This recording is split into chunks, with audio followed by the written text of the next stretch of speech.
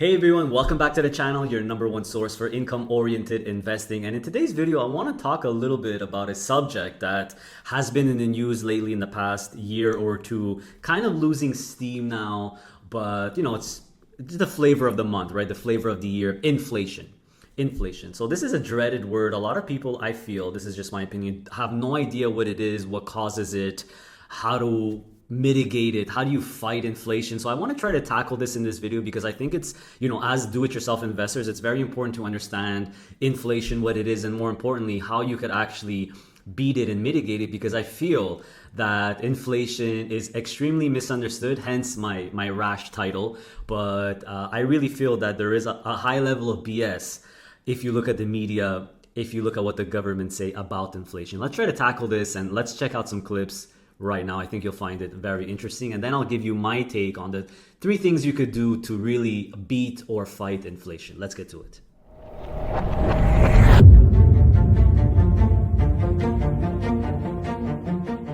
So step number 1, everyone, is first of all, we have to understand what inflation is and what causes it, which is a lot harder nowadays in our, super aggressive internet age where there's a lot of opinions and there's different opinions. And the truth is actually a lot harder to find now on these type of topics. But what I've done, and I've scoured the internet or YouTube to try to figure out different viewpoints of some experts on what inflation is. I narrowed it down to 3. So we'll take a look at Mr. Peter Schiff's definition of inflation. This is an interview or a clip of an interview he's doing with Jordan Peterson. I'm not a super big fan of Peter Schiff. I'm not a super big fan of Jordan Peterson. There's a lot of the way the politics are and the climate is now. If one guy is more left and one guy is more right, you just think everything he says is BS. I don't feel that way. My opinion is you should gather multiple opinions, multiple things, and then make a really educated decision yourself. Kind of like use your own brain. You have a brain for a reason.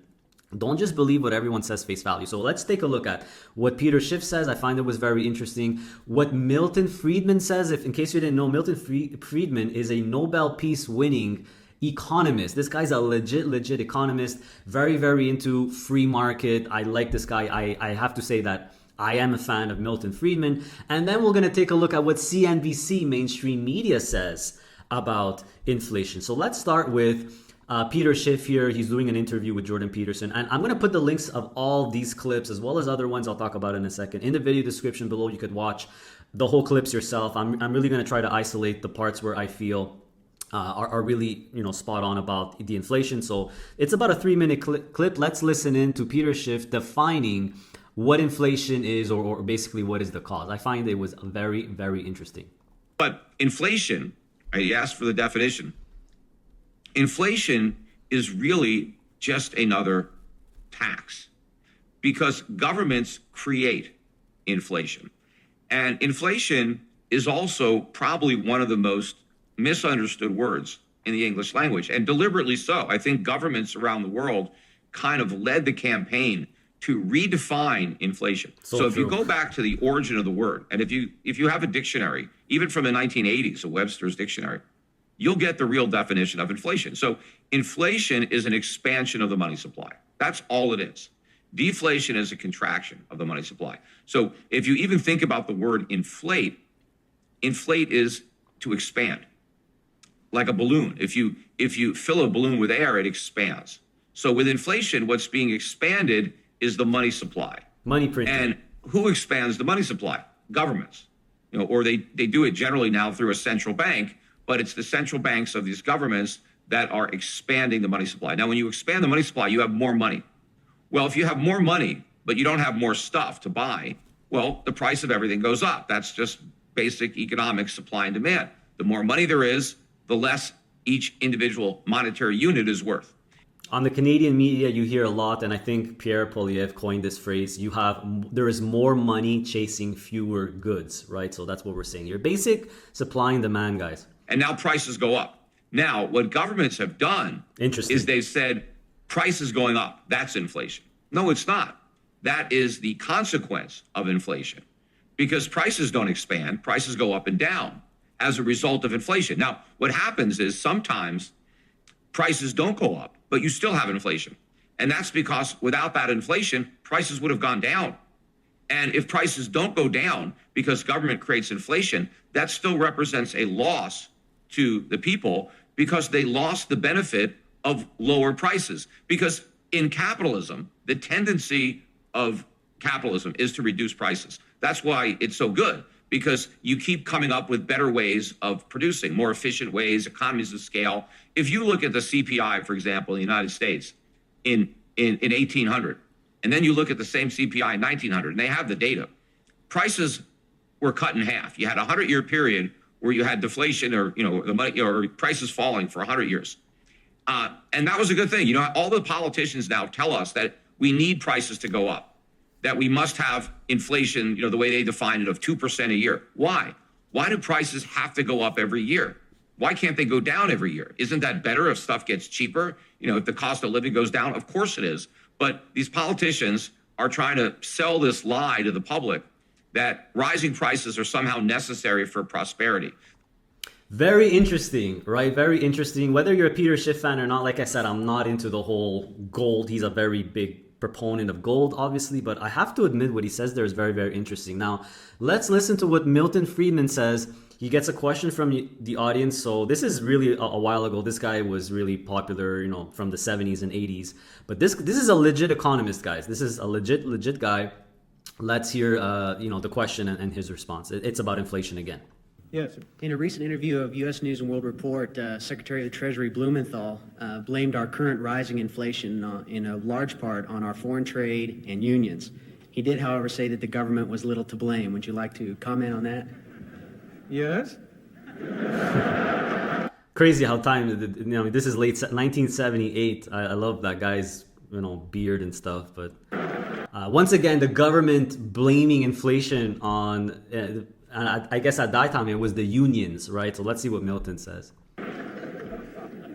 Unfortunately, it is one of the defects of our political system that we always put a Secretary of the Treasury and other high government officials into a position in which, when they make public statements, they are almost driven. Well, what's the word I want to use? I want to use a polite word: equivocate. Lie.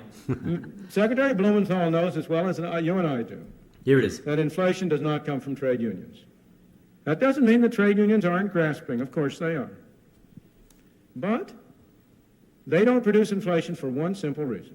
They do not own a printing press on which you can turn out green pieces of paper. The only such printing press is in Washington.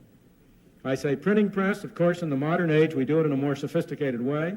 We use bookkeepers and accountants and computers. But it comes down to the same thing. Inflation is made in Washington because only Washington can create money. And any other attribution to other groups of inflation is wrong. Consumers don't produce it. Not us. Producers don't produce it. Not businesses.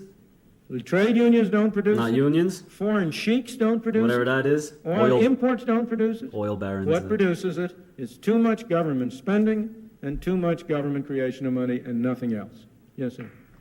Beautiful response. I love that. So he's basically backing up what Peter Schiff says, or actually Peter Schiff is backing up what Milton says. And again, you could keep watching the clip. I'll put the links in the video description below. But a pretty common theme or that's coming out here on defining inflation. A lot of people do think it's the prices going up, but that's just a symptom of inflation. Inflation is just an expansion of the money supply, from what these two guys are saying. Now let's listen in on what CNBC explains or says is inflation. This clip is just 2 years ago. Let's see what they say. Inflation is the rate of increase in the price of goods and services over a period of time. Hello, Jamana. Hey, So that's a very, very different definition, right? So now they're going to get their expert, who's this beautiful, gorgeous woman, of course.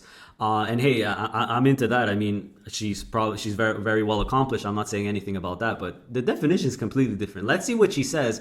The reason why I picked this clip is because they actually talk about Milton Friedman's definition, which contradicts their definition, and it's interesting. Well, this what she is says. Jumana Bersechi, a CNBC anchor and our resident monetary policy and economics whiz. So let's talk about Economics whiz. Why don't we go back to the basics? Let's do it. Traditional economics would dictate that there are two main causes for inflation. There is demand pull inflation and cost push inflation. Cost push inflation happens. Okay, so in the next minute or so, and you can watch it yourself because I don't want this video to be long, they just try to confuse you a lot about inflation. I personally do not buy what is said here, but I'm going to start it at 253 here, which is the part where they actually talk about Milton Friedman and how basically, which we just saw, right? And how the current view is kind of different from his view on what inflation is and who causes it.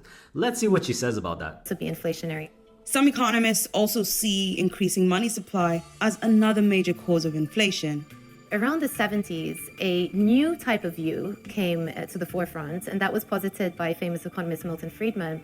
And his view, and he actually said this, is that inflation primarily and everywhere is a monetary phenomenon. Well, I don't think primarily. I think he said it's the only thing. So is Milton Friedman's theory always right, that increased money supply leads to an increase in You're putting me on the prices? spot, I mean, try to get a couple of economists to agree on anything. It's really difficult. yeah.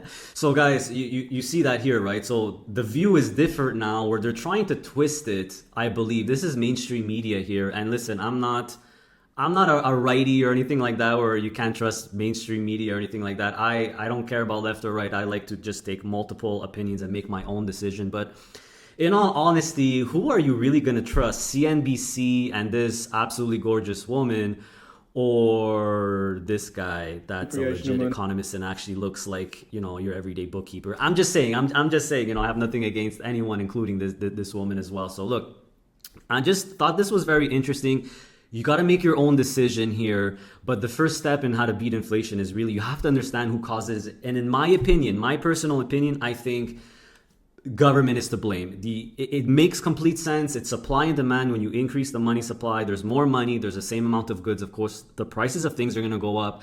People mostly think that inflation is prices going up. No, that's a symptom. Inflation is printing money, the expansion of the money supply. And I will put all these clips in the video description below, all three of them, as well as another one which I found, which is a beautiful, gives you a 5 to 7 minute explanation on inflation with examples, and there's cartoons, and it's actually very, very good.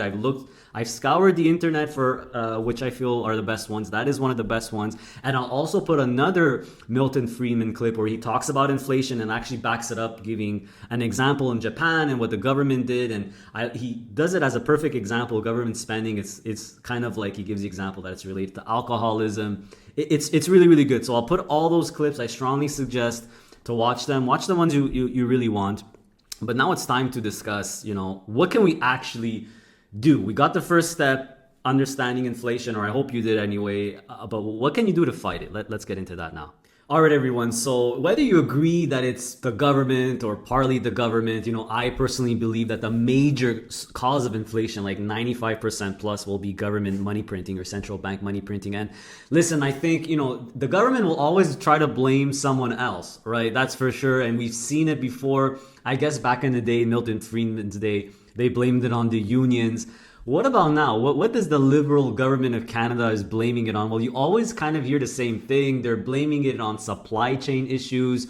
And look, or wars, right? The wars going on. And I feel like maybe they could contribute a little bit, like supply chain issues. But I think that's really a small portion, and it's very, very temporary. I have the perfect example here living in Panama, where the cost of produce went up for a period of time during the protests because there was blockages on the road and transportation. So there could be some sort of inflation on stuff caused by supply chain issues, but I feel that's just a minor part of it, and it's temporary. Even here, once the protest stopped, everything went back to normal. Price of tomatoes quadrupled, and now they're back to normal, right? So it could be, but the major source of inflation, in my opinion, I have to agree with Shiff and Milton Friedman, is the government. The government will always try to blame someone else, especially if you watch the news, right? You'll hear about supply chain issues. You hear about the Liberal government going after Loblaws and the CEOs of the big grocers and saying, well, you guys have to figure out something, right? That's like such lazy government from that guy. It's incredible. They'll just always try to push it on someone else. Like Milton Friedman says, and in another clip, and you didn't see this, I didn't show you, but I think it's in the other one, which I'm going to put below. He always says it's not corporations. You know, the politicians could blame corporations. Corporations have always been greedy, he says. It's pretty fun, pretty interesting. So even for the housing, right? The liberal government is, you know, they're working with cities to try to subsidize for construction. They'll never actually come out and say our policies, our money printing policies, you know, with the CERB because of COVID, and even in the United States, they had that problem. Now we're getting where they just printed money and gave it out. Well, that's going to give consequences. That causes inflation. So it's really government spending, in my opinion. Okay, maybe you disagree, maybe you agree partially. It doesn't matter. I feel it's government spending. So what do you do? That $1 million question now, what do you do? Do you vote for the politician who's more responsible with spending? Which is typically more the right politician, right? The only politician I've kind of heard in Canada admit that inflation is caused by government spending is Pierre Pollievre. He's saying it over and over and over again. So what do? You just got to vote in a conservative or another politician. Well, you could do that, but I'm more of a realist and a stoic. I have the stoic philosophy. I believe that the most important thing you could do to fight anything or to accomplish anything is you have to do it yourself. You have to figure out yourself what you can do. The whole premise behind stoicism is there's a lot of stuff out there in the world that you can't control, but you need to focus on what you can control. So I think, you know, whether it's getting involved in politics or voting for another person, I think we're far gone. I think the government, whether it's left or center or right, I think they're too addicted. They got too addicted to money spending now. I think that ship has sailed. Maybe if, I don't know, Pierre Pollievre wins, it'll be much better in Canada when he gets elected. I don't know, but I'm not going to trust or rely on the government, guys. I should only rely on yourself and your family to make the steps and the decision for you. So to make the decisions or take the steps to fight inflation. So my opinion, yes, you could blame the government all you want and watch the politics all day and vote and protest, but I feel like that's a complete waste of time. I think the ship has sailed already. Even Milton Friedman says, and you know, after that clip, I stopped it, but after he says, and it's our fault because we voted in this government, right? Government of the people, by the people, for the people. So I don't believe in government being responsible with spending. I believe that you need to be responsible with your money. So that brings me to step number 2. Finally, right? Step number 1 is understanding inflation, what it is, what causes it. Step number 2 is how to fight inflation or beat inflation. You need to manage your money wisely. I repeat, you need to manage your money wisely, everyone. Don't spend on BS. Don't go into debt unless you really, really, really have to. Try to stay away from debt or get out of it ASAP if you're in. It's about making more money. Make more money, spend less money, guys. It's not rocket science. Okay, if prices are going to go up and money is going to be worth less, well, you need more money and you should spend less money. You cannot live pay to pay. You have to live below your means. It's not rocket science. Live below your means. Try to make more money. You have no excuse, especially if you're in capitalist society, a big city like Montreal, whether it's Vancouver, whether it's in Texas, doesn't matter. There's always ways to make more money. Turn on your entrepreneurial spirit. Come on, guys. Don't just think I have to go to work and that's it. Make more money and cut your expenses if you're living pay to pay. Cutting the expenses is easy. It's quicker. Making more money is a little bit harder, but basically point number 2, step number 2 is you have to manage your money wisely. Stop relying on the government, on the CERB check, on unemployment. You cannot trust these people. You can only trust yourself and your family, guys. Make more money, spend less money, live on less than you earn, manage your money wisely so you could actually get to the most important step to actually beating this thing, inflation. Step number 3. You cannot get there without step number 2. Buy assets. You need to invest and buy assets. That's why keeps being a divide between the rich and poor. The poor live pay to pay. And I'm telling you, I'm sorry, this might be some tough love. It is your fault. You have to manage your money wisely. Why? So you could have extra money to do what? To buy assets. Okay, when inflation hits, guess what also goes up? It inflates. The stock market, real estate prices, asset prices. You have to own assets. I don't care if you're investing $10 a week, $20 a week. You have to start somewhere. You have no excuse now. Commission-free brokers, Wealthsimple, in the US, I'm sure there's commission-free brokers. Invest. I don't care if you're going to go with the income investing like I do to generate cash flow, or passive index funds, dividend funds. All three are the same assets. Okay, I don't care which style of investing you choose. You want to buy real estate, a house, that's fine.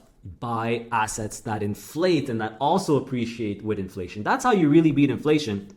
If the average stock market returns is between 8 to 10% annually, that's the average. The average is 8 to 10% annually, which beats inflation if it's a normal 2 or 3%. Now it's been much higher than that, but it's already cooling off a lot, right? So again, 3 steps, very important. Understand what inflation is, who causes it.